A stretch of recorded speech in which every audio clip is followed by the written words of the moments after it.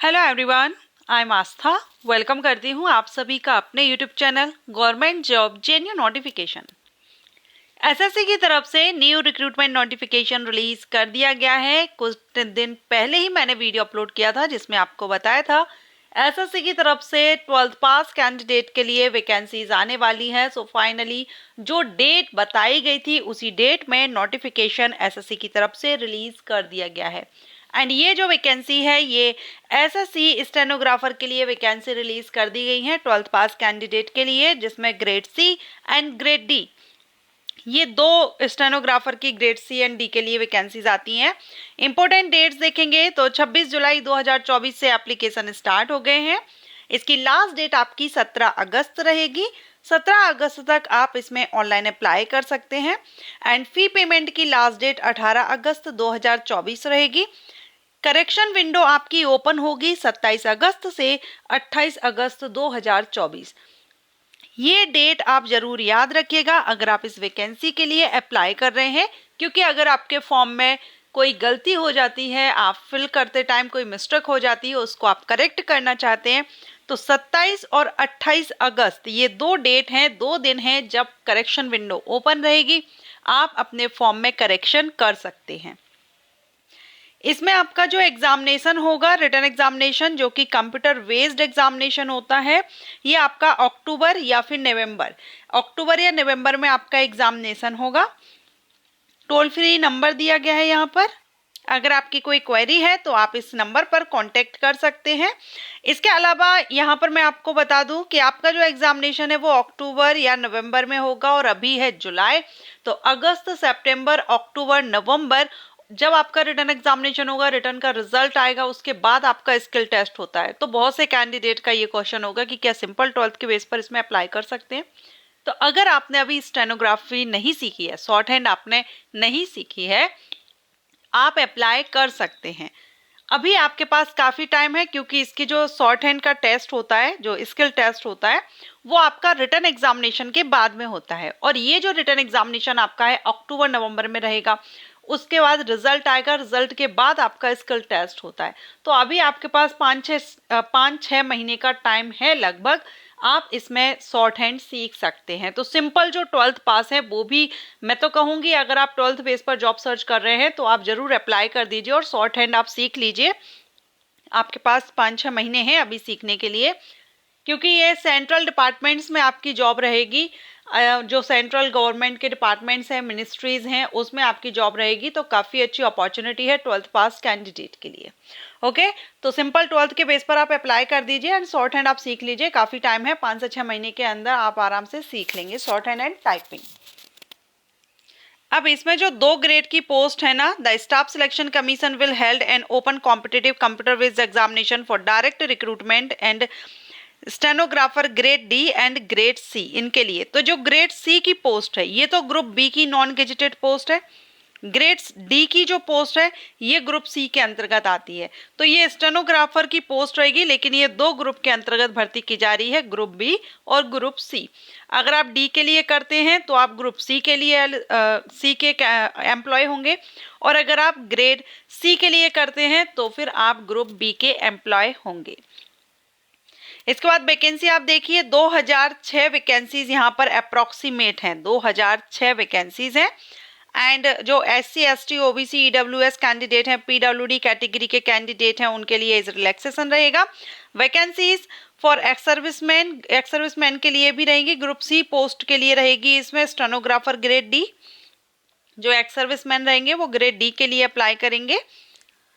And यहाँ पर PWD candidate के लिए बताया गया है, उनके लिए कैटेगरी, किस कैटेगरी से आप हैं तो आप किस पोस्ट के लिए अप्लाई, यानी किस ग्रुप के लिए अप्लाई करेंगे।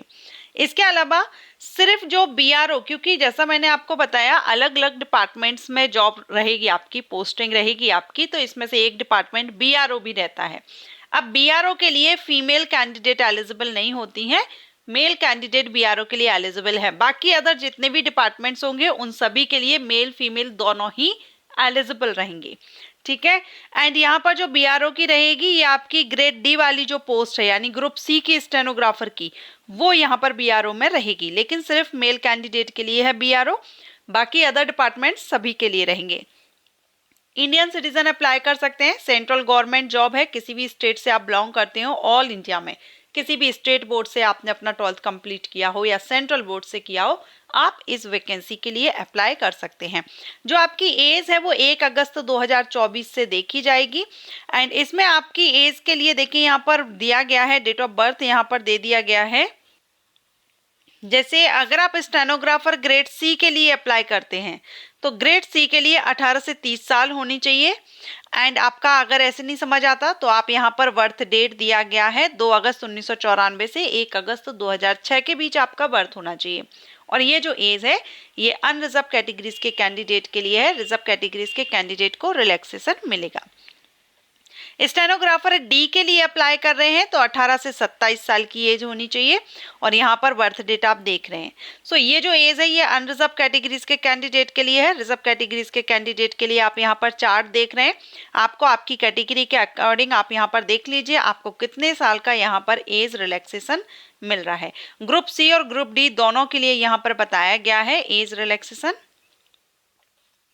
इसेंशियल क्वालिफिकेशन, तो इसेंशियल क्वालिफिकेशन आपकी 17 अगस्त 2024 तक आपका 12th कंप्लीट हो जाना चाहिए।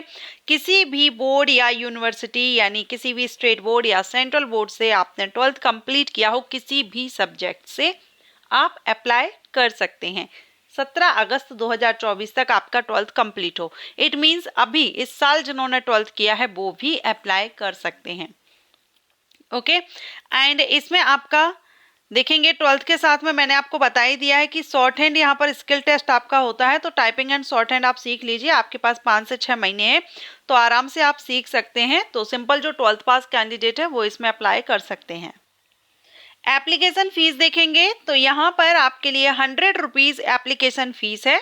सिर्फ अनरिजर्व्ड जो general and OBC male candidate होंगे उनके लिए 100 रुपये फीस रहेगी। बाकी all female candidate, SC ST candidate, PWD candidate, ex serviceman candidate, इन सभी के लिए एप्लीकेशन फीस माफ है, कोई भी फीस आपको पे नहीं करनी है।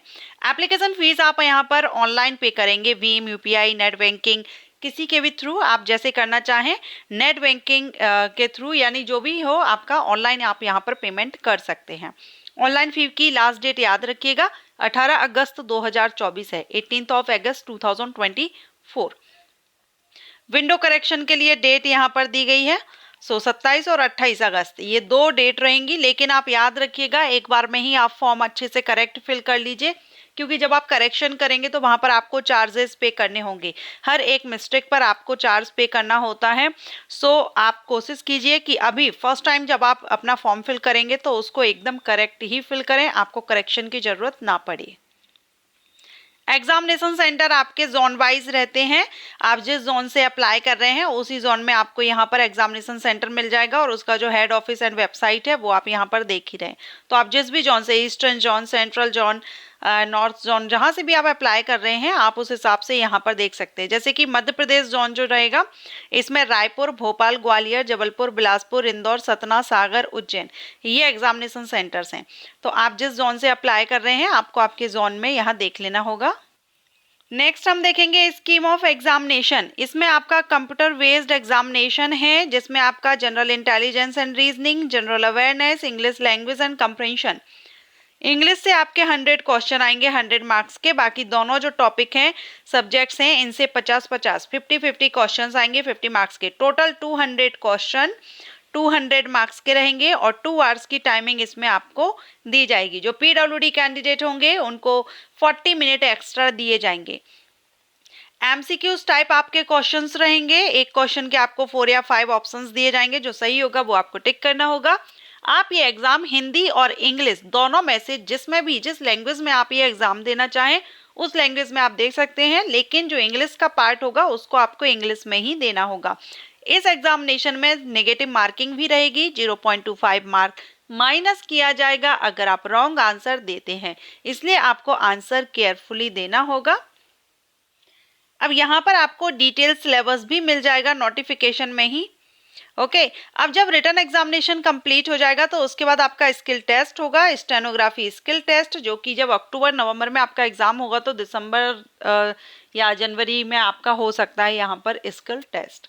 ठीक है, तो स्किल टेस्ट होगा आपका, जिसमें आप यहाँ पर स्पीड देख रहे हैं। स्टेनोग्राफर डी के लिए इंग्लिश लैंग्वेज में 50 इन टाइम्स ड्यूरेशन दिया गया है 50 minute, and times duration in minute for candidate जो पीडब्ल्यूडी होंगे उनको 70 मिनट। अगर आप हिंदी में करते हैं तो 60 और 90 यहाँ पर टाइम ड्यूरेशन दिया गया है दोनों ही, स्टेनोग्राफर सी और स्टेनोग्राफर डी के लिए। अब स्पीड क्या रहेगी, तो देखिए यहाँ पर दिया गया है कि आपको the candidate who are shortlisted in the computer based examination will be required to appear in the skill test for stenography. The candidate will be given one dictation for 10 minute in English और Hindi. 10 minute dictation के लिए रहेगा, हिंदी या फिर English जिसमें भी हो, at the speed of 100 word per minute for the post of stenographer C and 80 word per minute for the post of stenographer D। Stenographer C के लिए रहेगा 80 वर्ड पर मिनट, 100 वर्ड पर मिनट, और स्टेनोग्राफर डी के लिए रहेगा 80 word पर मिनट। ठीक है, ड्यूरेशन जो टाइमिंग है वो यहाँ पर हमने देख ली है। डॉक्यूमेंट आपको कौन कौन से रिक्वायर्ड रहेंगे, तो Aadhaar card, voter ID, driving licence, PAN card, passport, ID card issue जो यूनिवर्सिटी या स्कूल कॉलेज से हो, एम्प्लॉय आईडी कार्ड लगेगा अगर आप एक्स सर्विसमैन हैं, ex serviceman discharge book issued लगेगा मिनिस्ट्री ऑफ डिफेंस के द्वारा, एंड एनी अदर फोटो और वियरिंग आईडी कार्ड जो भी हो वो आपका यहाँ पर लग जाएगा। इसके बाद आपका डॉक्यूमेंट वेरिफिकेशन होता है और फाइनल आपकी जो मेरिट है वो तैयार की जाती है।